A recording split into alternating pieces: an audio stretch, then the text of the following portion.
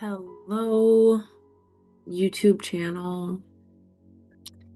Okay, so I have currently 19 subscribers. The last time I checked, I think it was like 15 or 16. So I just want to acknowledge that because, I think, man, I get so messy in my head about this because, if I look at what is the best out there, right? And the best out there is like millions and millions of followers. And I think that if you're getting on YouTube, if you're getting on social media, there's a desire to connect with people. There's a desire to be witnessed. There's a desire to have an impact. There's something calling you forward to want to share and be exposed and be open and socialize with other people. And you know for me, the reason I'm doing this is there's multiple layers and levels to it. But I just want to say that and acknowledge for those of you that are here and that have chosen, and all 19 of you. Like I really want to, rather than be like, oh, 19 subscribers, what is that? I found that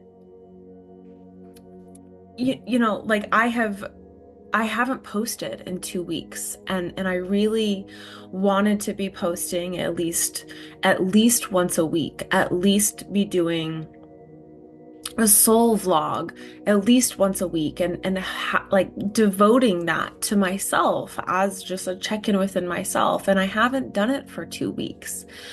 And I just realized that not only am I not honoring that within myself, I'm also not honoring the people that have chosen to subscribe to my channel and that are saying, yeah, I value what you're sharing, or I want to see what you're experiencing and moving through, because like it might be valuable for someone else. And that's really why a big part of why I feel like I'm called to share my story and to share my journey and to share my presence is because I feel very deeply that it is going to be beneficial for someone else. And so, I have this, all of this is to say that like I have this idea of like, oh, like I basically don't have an audience, and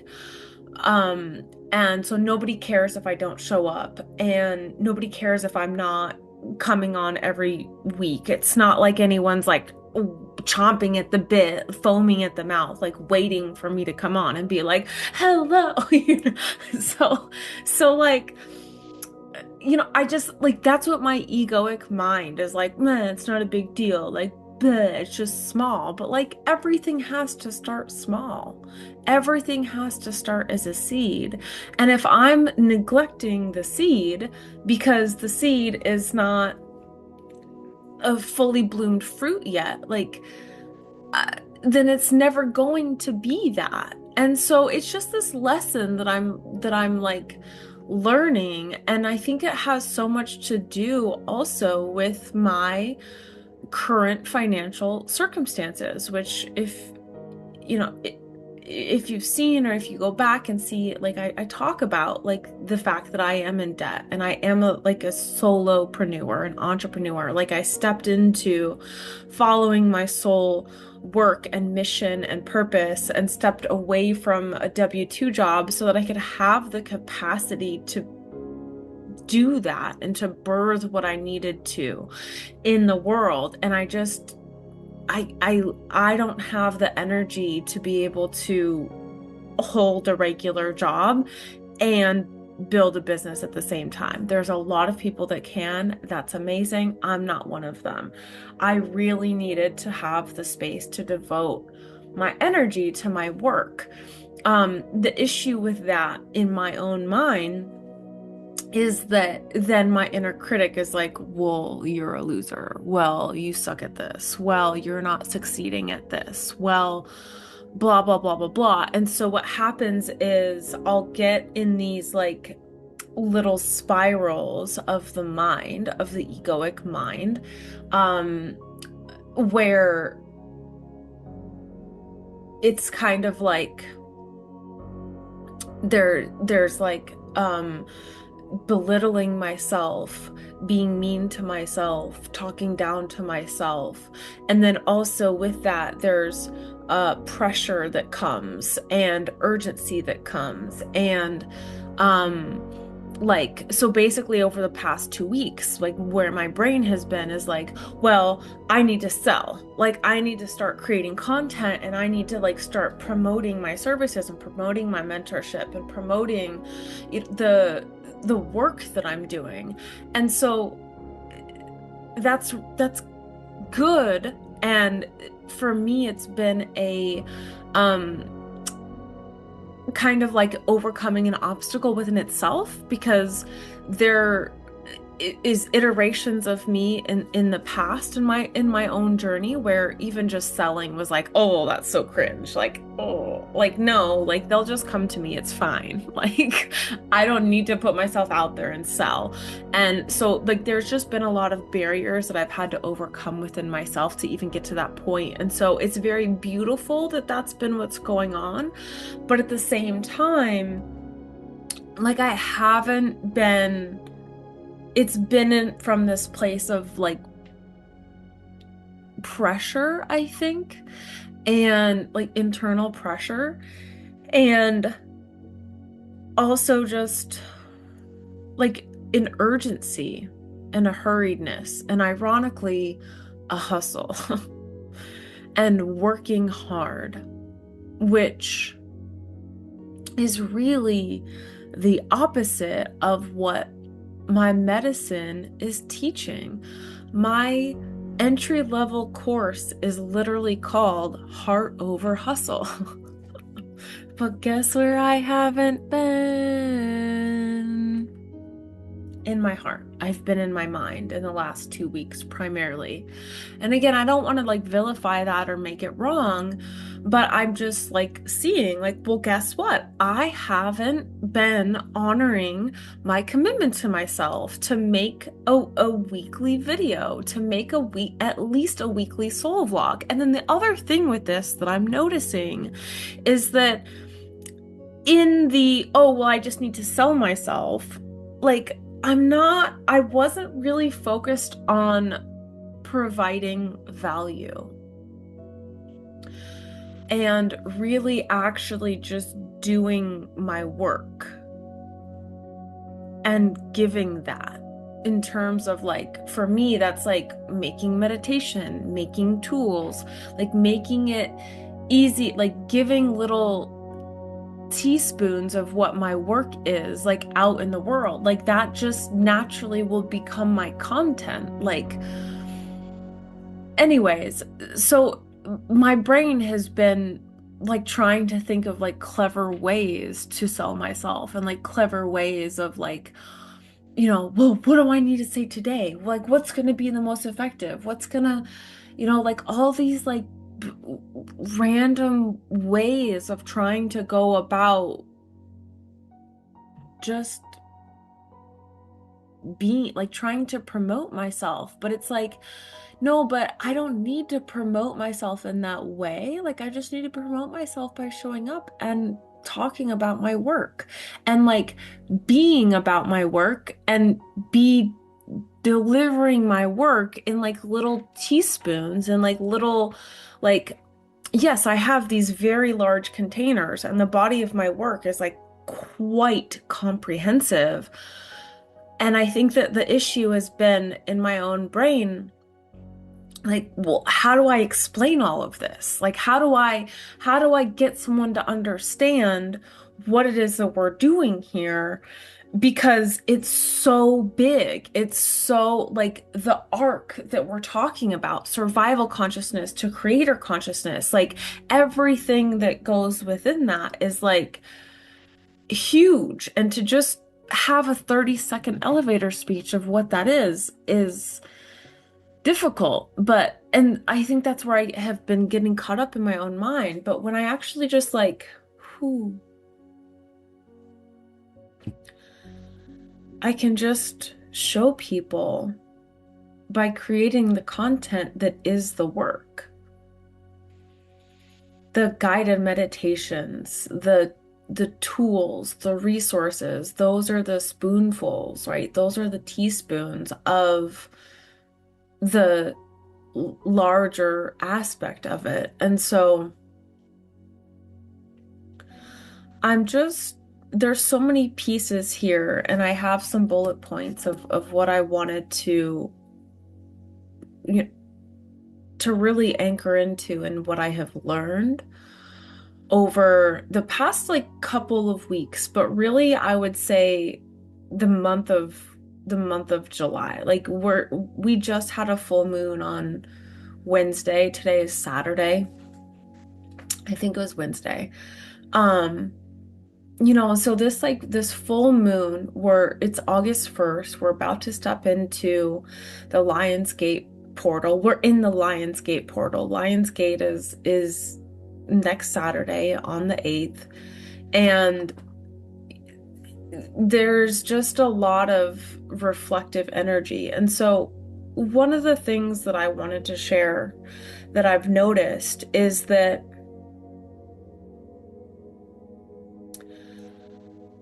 over the last week, like I had a conversation with my partner, and I was like, I'm just not having any fun. And what I have realized, and this goes back to the working hard and the trying hard, that is clearly not the answer, because I have worked so hard for like 5 years. And this is it feels difficult to talk about this because it's a it's a paradox, okay? Everything is a paradox, and that makes it, I really like want everything to be looked at through this lens, because it just is the lens, the experience of being human, okay? So there's nothing wrong with hard work.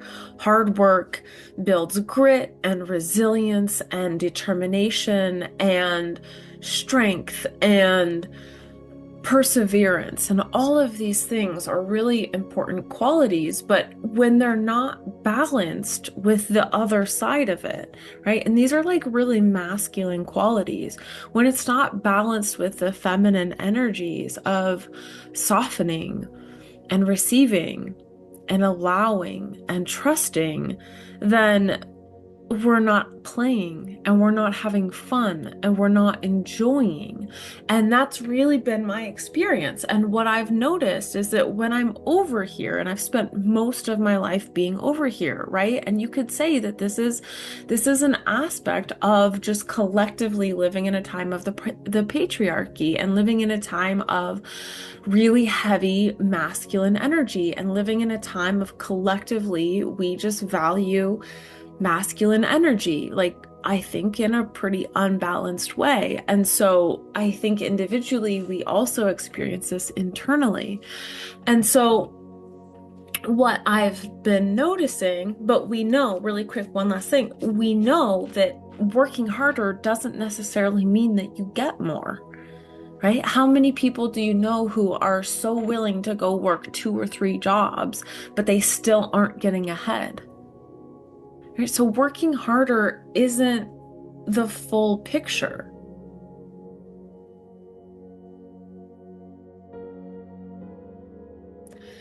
And I just feel very deeply like I'm learning this lesson of I need to have fun with this.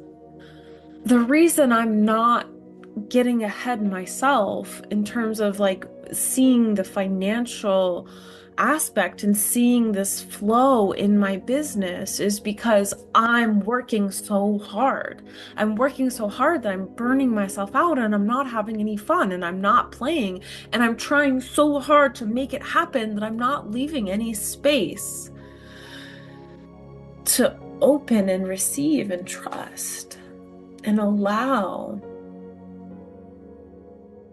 And so I'm blocking the flow of my own abundance. I'm blocking the fun that is available. Abundance is always flowing. Life is always flowing. Beauty is always flowing. Whether or not we're accessing that or allowing ourselves to access that is another question entirely. I have been blocking it. And I have been blocking it because I've been working too hard at it, and I've been trying too hard at it, and I've been thinking that that's something that I have to do. And I'm feeling emotion come up because I think I have such resistance to wanting to believe that it can be easy, because it's just not been my experience. And so it's a very really it's an entirely different paradigm of reality and paradigm of consciousness, state of consciousness, to say, okay, wait, so this can be easy, this can be fun.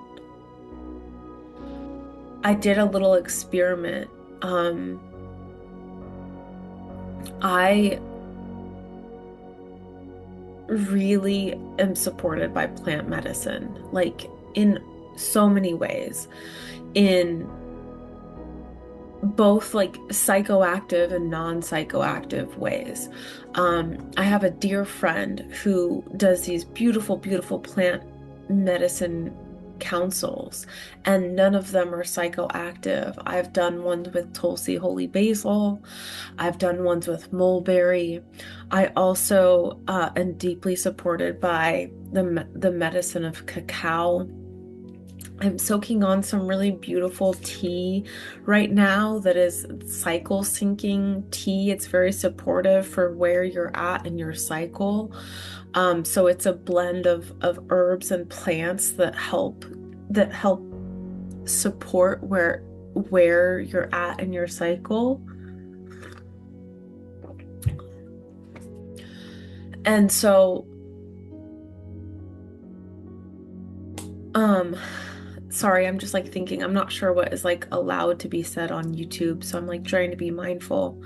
But anyways, I just was doing this experiment a little bit earlier today because there's a couple, there's a plant that I want to be working with that helps me to play and it helps me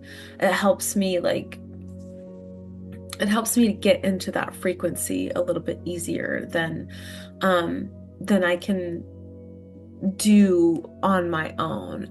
And I'm a big, just like a caveat with this, I love having allies, plant allies.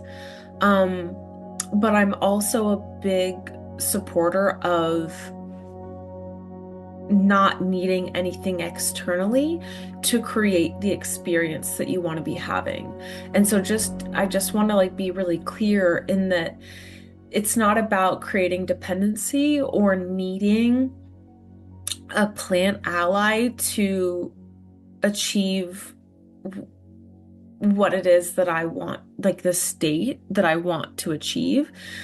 But it is about finding, again, the balance and being open to support, especially depending on what season of life that you're in.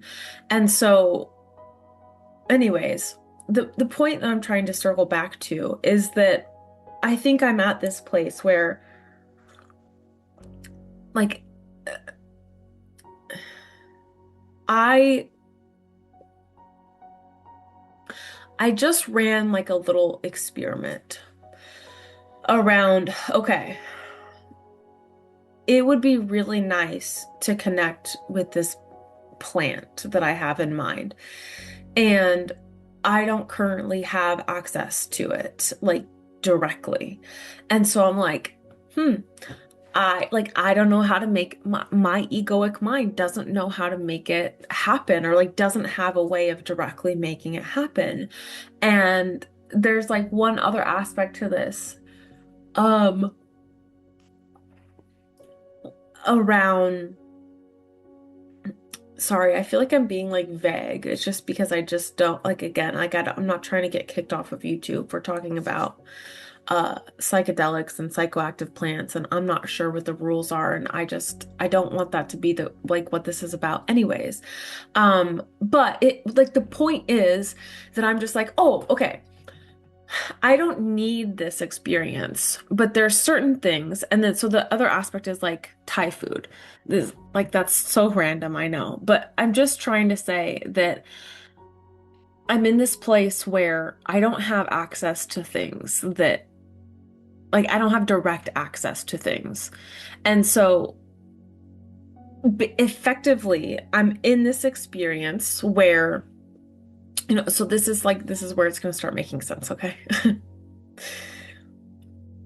I'm at point A and I'm wanting to have an experience at point B, right? But I don't have a direct pathway there, right? And so I'm here. The experience I want to be having is over here. In my mind, I don't have access or a means to get from point A to point B. That's just the reality of it. Like, and so not without the assistance of other people and other co-creative forces in the universe, right? Like, so I did this experiment, like literally just before sinking in and like hopping on this of like, okay, everything that I know to be true about the way that the universe functions and the lessons that I feel like I've been learning in this past like 2 to 4 weeks is that what if it really just gets to be easy? What if the fun of it is releasing the weight of the heaviness of the, oh, I want to get to point B, so let me like work really hard and trudge really hard and exert all this mental and physical energy to figure out how to make point B happen. And instead, I just say, wouldn't it be nice if I just allowed point B to come to me at point A? Wouldn't it be nice if I didn't have to do any work? Wouldn't it be nice if I really played with the universe and I really said, you know what? It would be really fun. Like, it would be really fun if we got to do this. Like, I really want to have this experience. And wouldn't it be fun if you just made that happen? And I didn't have to work for it. I didn't have to like do mental gymnastics to figure out a way. Like, wouldn't it be fun if it would just got to be easy and I just let the experience come to me? And even as I'm saying this, right, like I can feel my energy shifting as I'm talking about the experience that I've had of making this shift and moving through this like perpetual,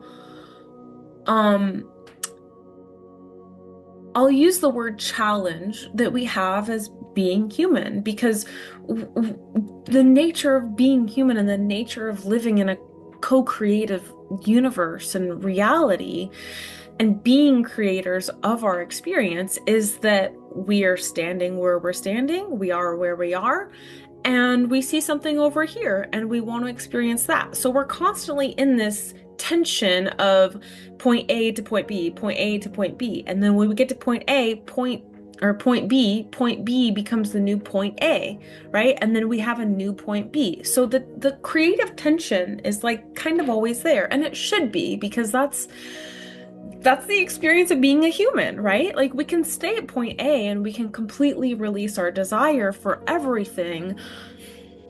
And there's beauty and there's contentment in that too. And but that is like totality oneness, totality unity, totality like I am complete, I am whole, I need nothing, right? Like that is ultimate perfection. And there's something to be said for just like being in that place too.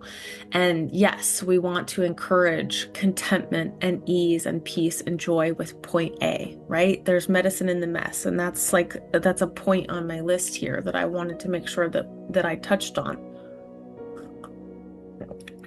But as a human being, for the most part, we're always going to be in this tension of point A to point B, point A to point B. And so I have spent my life, and I think most people spend their lives. Joe Dispenza talks about this in his books of, okay, well, I must like trudge and move through linear space and time, and I must figure out a way, and I must use my will and my force. This is also, I'm being called like power versus force by Dr. Stephen, is it? I think it's David R. Hawkins. um, where he's talking, literally has a book called Power versus Force. So they're talking about the same things here, where uh, where we're exerting force and we're exerting energy and we're spending energy and we're in this doingness of trying to cross space and time to get to point B. And that is the experience of hard work. That is the experience of weight and heaviness and not play, right? Or versus the opposite is like, okay, what if I can be at point A and I can recall all of my power into my beingness at point A, and I can condense space and time, collapse timelines, right? Collapse space, create a wormhole, create, so like I'm seeing the toroidal field, like energetic field that is all of us, right? Like we all have this. So creating that, like, oh, I'm just bringing back my own experience into myself, right? Like I'm not thinking that there's this linear thing out over here. I'm bringing it back in, right? Like I am the cause and I am the effect, as within, so without. And it creates this experience, right? This is how the natural flow is. And so here I am at point B. I am point B and I am point A. I said that wrong. Here I am at point A. I am point A and I am point B, right? I'm bringing those all together right now in the singular now moment. So now what if I imagine the co-creative universe, right? Bringing to me point B. What if I don't have to exert force? What if I don't have to work hard? What if I don't have to do anything for the experience of point B that I want to be having to come to me right where I am at point A, exactly as I am? I don't have to do mental gymnastics. I don't have to change who I am. I don't have to be different. Nothing has to be different or change. I just have to open to the idea and be willing to receive and allow point B to come to me. This is my attractor field. This is recalling my power as a co-creator. This is surrendering to the power of the co-creative universe rather than forcing and trying to control it. I don't have expectation that it's going to look a certain way. I'm not holding on to expectation that point B has to come at a certain time or a certain form, right? But I'm just holding that that's an ideal experience that I would like to have.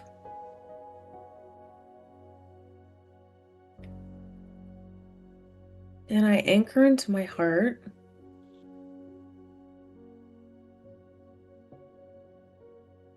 And I stay in this curiosity. And really, for me, it feels like vulnerability too. Like, it feels a little bit vulnerable because I have this desire, and to hand that desire over to unseen forces, to the co-creative forces of the universe, like I'm making an ask. Like, I want to have this, and I don't have a means of directly accessing it for myself. And so I'm asking the universe, I'm asking these people that I really need help with, like, to bring this to fruition. I'm making that ask, and there's a vulnerability in that.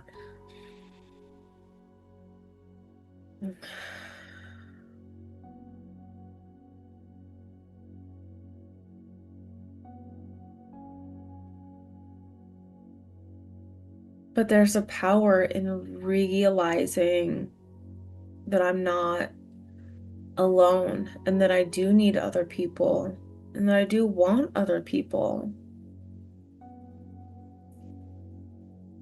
and that we're all in this together, and that I don't need to force anything.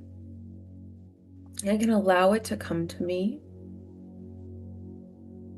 and I can be patient and open in how it comes. I don't have to force it to look a certain way. I don't have to force it to be at a certain time.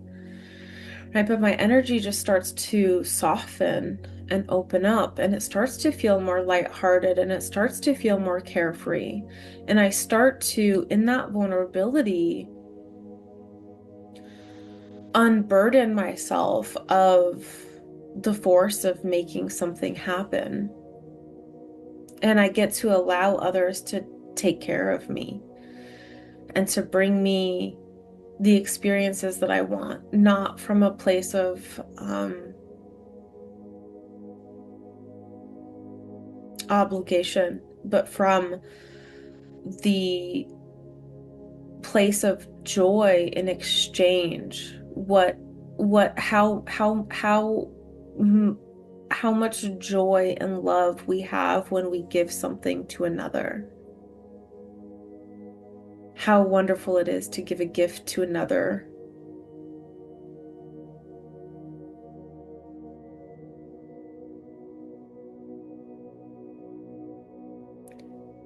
And it can feel so uneasy to receive. And I'm just noticing that in my resistance to receiving, I limit my ability to give. And I shut down the flow that is always there, that is flowing through me.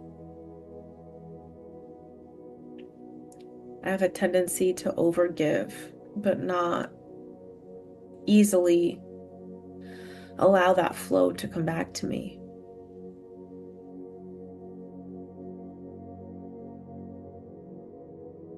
So I work really hard, and I give and I give and I give. But taking is not something I'm comfortable with.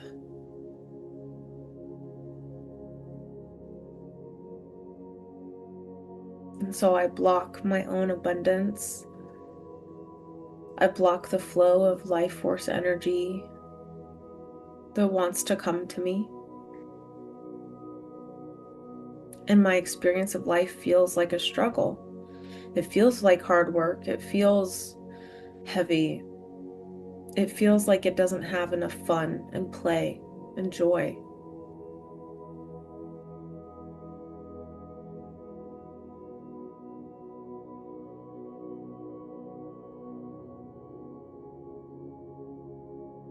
So I'm just allowing myself to be in this space, and honestly, I'm really just having my own experience, and I'm kind of narrating at this point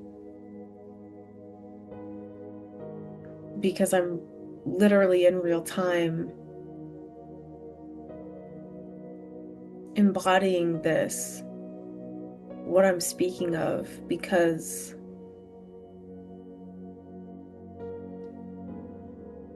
I have gone as far as the mind can go. I have done all that I can do. All that is left is to be at point A and let life flow to me and be open to receiving it and stop fighting the receiving and stop feeling like it's a burden to receive and to just receive it with appreciation.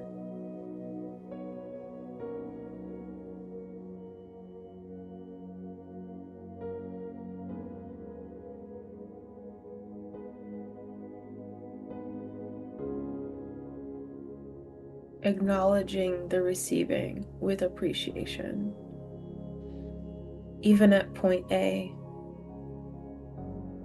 giving thanks for what is and what is to come and what has been.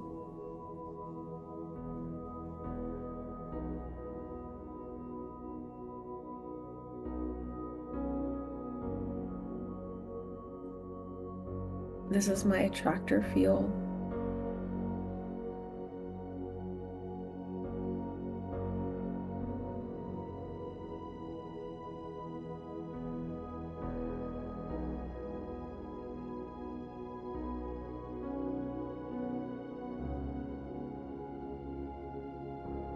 The frequency of play, the frequency of fun, the frequency of joy,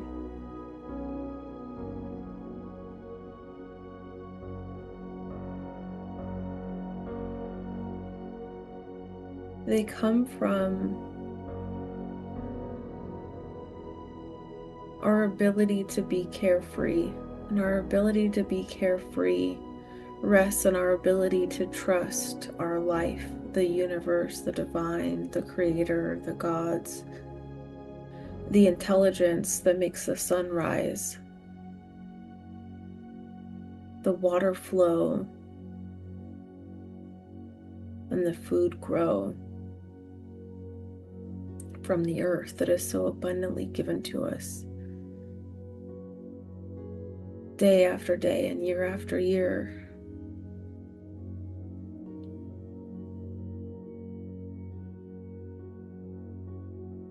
The flow of abundance is not something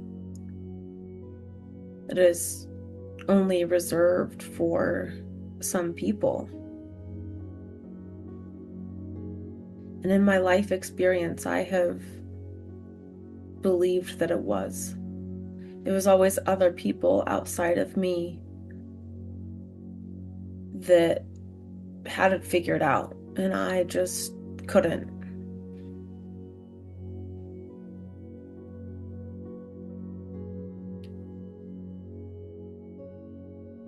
This is why.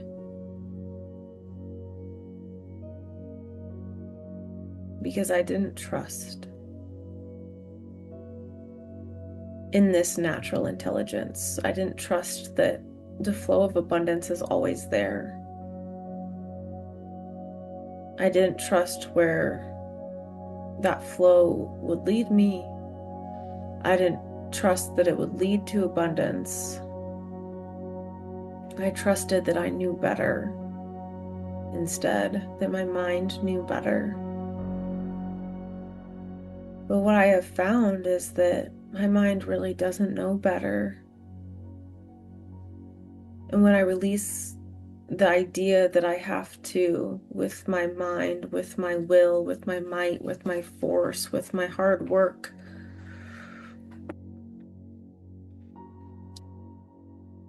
when I do that, it doesn't get me anywhere that I want to go. It just gets me burnt out. It gets me in a place of not enjoying my life, not enjoying the journey, and not appreciating all the abundance that is around me, even though it's not in the exact form or way that my egoic mind wants it to be. That point B, but at point A, it's actually very rich here. There is medicine in the mess at point A. There is abundance at point A. There is flow at point A.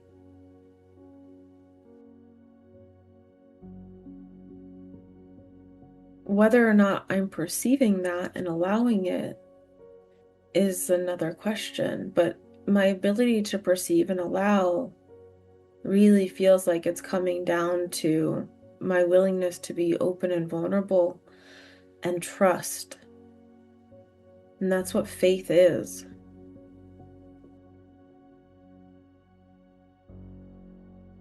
Having faith in my life, in myself, in the intelligence that is greater than myself.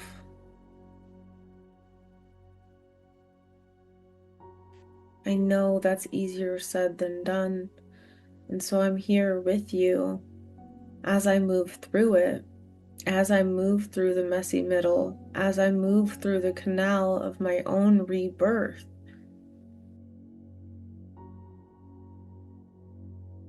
I hold truth,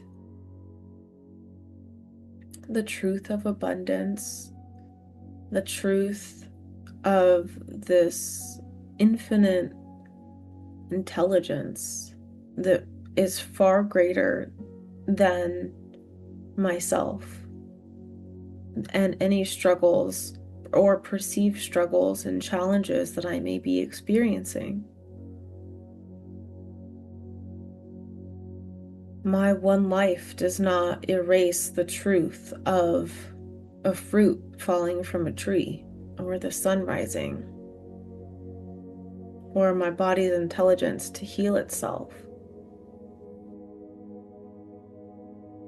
So if I can focus my intention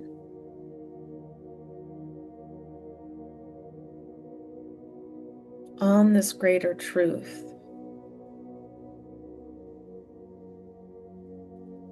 even when my circumstances feel uncomfortable, even when things aren't perfect, even when it's messy,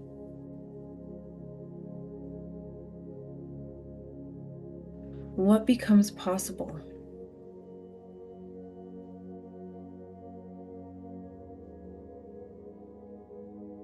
What becomes available to me when I'm not forcing it to be different, or when I'm not finding fault, negativity, an issue with what is, but I allow it and I open to it and I embrace it.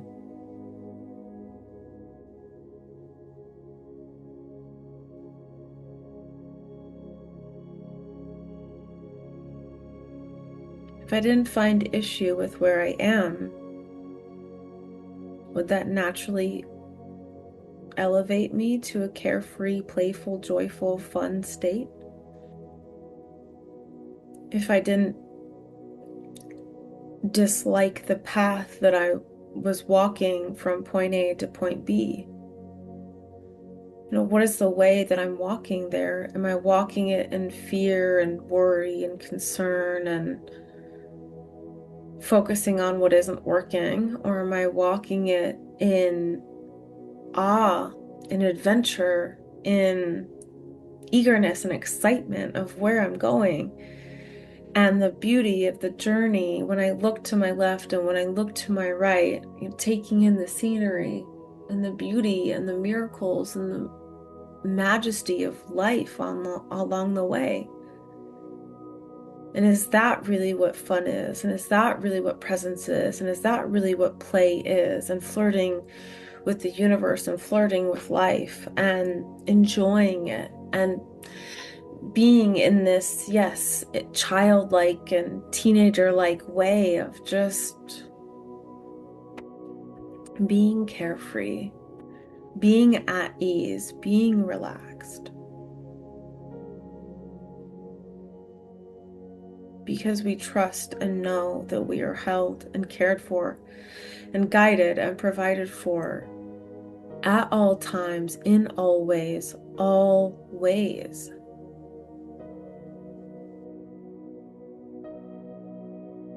Thank you for witnessing me.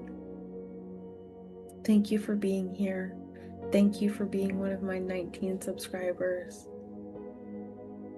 Thank you for taking the time with so much available for you to choose, for choosing to be with me in my journey. And thank you for choosing to see yourself in my journey and to find a different way of looking at your own journey.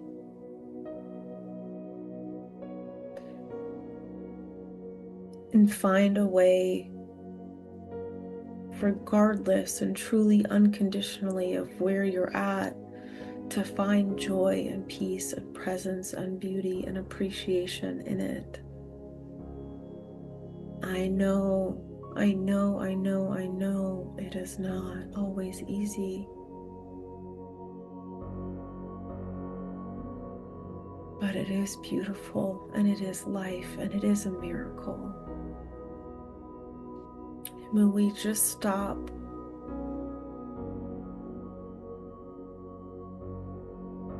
to notice that and to reconnect with the flow and to open to trusting it,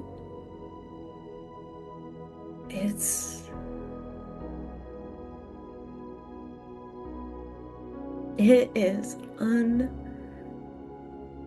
unfathomable and ineffable, the magic and the beauty that is here.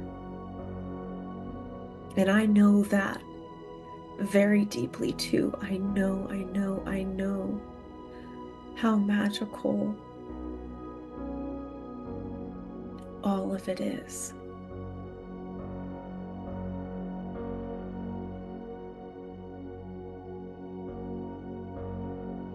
The dawn always returns.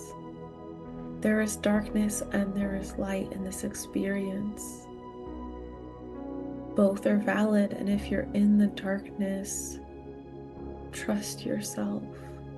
Trust your own point of attraction. Trust your ability to be the co-creator. And trust other people and the universe itself to help you and support you and guide you along the way until you enter your next season of light.